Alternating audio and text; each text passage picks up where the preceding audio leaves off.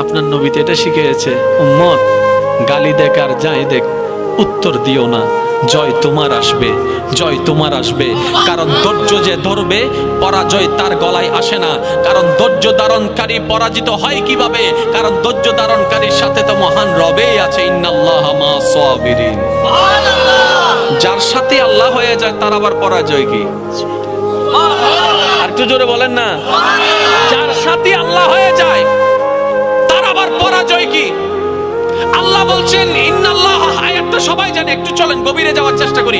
ইন্নাল্লাহা মা'আস সাবিরিন, নিশ্চয় আমি আল্লাহ ধৈর্য ধারণকারীর সাথে আছি।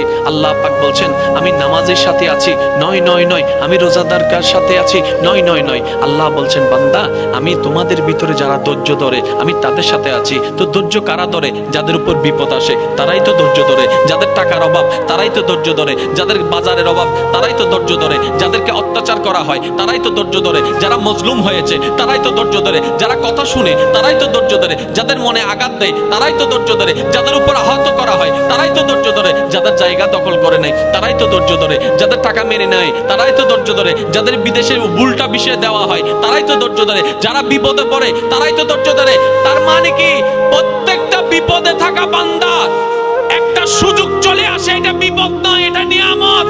কেমন? কারণ বিপদটা এসে আমাকে ধৈর্য ধারণ করার সুযোগটা দিল। তো নিয়ামত হলো কিভাবে? বলে যে ধৈর্যটা ধরতে পারলেই তো মওলার প্রিয় বান্দা হয়ে যেতে পারবো। সুবহানাল্লাহ।